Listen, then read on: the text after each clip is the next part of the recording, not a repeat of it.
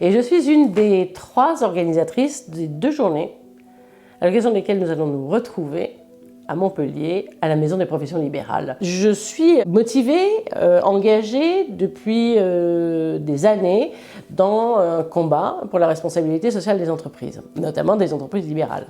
Et dans le volet social, vous savez, celui qui concerne la qualité de vie au travail.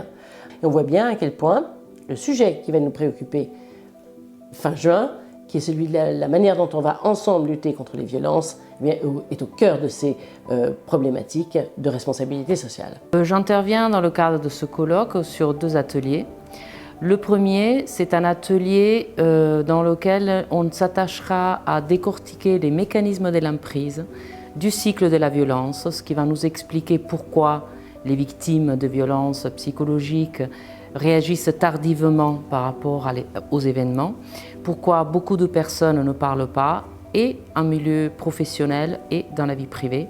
Le deuxième atelier, ce sera un atelier dans lequel on parlera de méthode, d'une méthode en particulier qui a été testée dans le cadre d'un projet européen et qui s'occupe de la prévention du harcèlement entre enfants en milieu scolaire. Alors j'anime spécifiquement un atelier sur la pluridisciplinarité. Par contre, j'apporte une méthode qui est le World Café, qui est une méthode qui est issue de l'intelligence collective et qui amène les gens à travailler par atelier et à un moment donné, un peu comme dans un café, les gens se lèvent et puis vont sur les tables d'à côté et puis ils se reprennent le travail des précédents et apportent chacun leur pierre à l'édifice sur des thèmes très divers. Et du coup, si on veut véritablement ancrer le réflexe chez les gens qui le souhaitent, il faut pouvoir vivre l'expérience du conflit.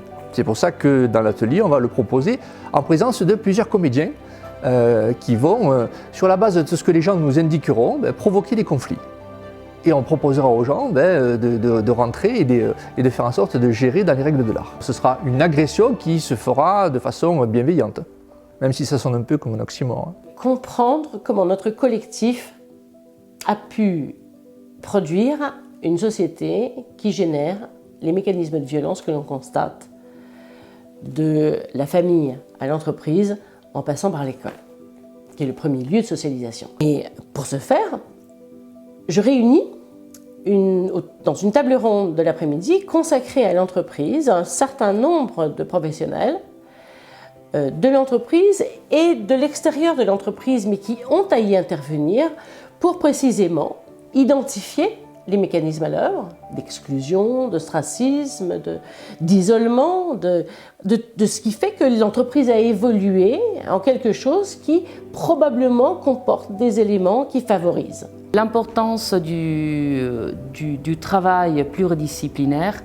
est au cœur, par exemple, de mon activité, parce que étant formée à la victimologie, je me suis formée à une discipline qui tient compte de la problématique et de l'accompagnement de la victime sous l'angle juridique, psychologique et médical. Personnellement, je suis persuadée que le travail en réseau est essentiel. Comment, à la fois par des ateliers, après la table ronde, on peut ensemble, de manière interprofessionnelle, de l'intérieur et de l'extérieur conjugué, en tenant compte des différents cercles, de ce que quelqu'un qui quitte son foyer familial le matin pour aller travailler apporte ce qu'il vit dans sa famille, et de voir comment il est possible que les professionnels coordonnent pour mieux déceler les victimes, pour pouvoir les écouter et mieux les accompagner. Il est essentiel de comprendre comment nous pouvons élargir nos connaissances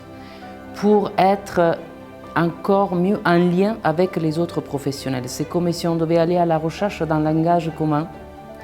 Et en tout cas, sur certaines problématiques, aujourd'hui déjà, ça commence à se faire, notamment la problématique de l'emprise psychologique. Le problème, c'est qu'on ne se rend pas compte sur les réseaux sociaux. On voit des images, on voit des mots, des insultes, on écrit derrière un ordinateur et on ne se rend pas compte de la personne qui reçoit tout ça, qui se sent agressée par ces mots.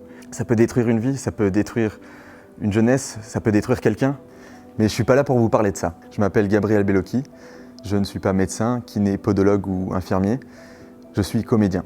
Mon objectif est d'enseigner par le jeu. C'est ce que je vous propose lors de cette journée de formation. Je prendrai le rôle d'agresseur bienveillant ou de victime. Je compte sur votre implication et toutes vos compétences pour construire ensemble l'accompagnement des victimes. C'est important de participer à cette journée de formation parce qu'on est dans une société qui a du mal à travailler de façon pluridisciplinaire. Et que si on veut aborder la problématique de la violence, effectivement, la réponse, elle est pluridisciplinaire. Donc c'est pour mieux mesurer cet ensemble, avec l'interprofessionnalité, que je vous invite à nous rejoindre à la fin du mois de juin à la Maison des professions libérales.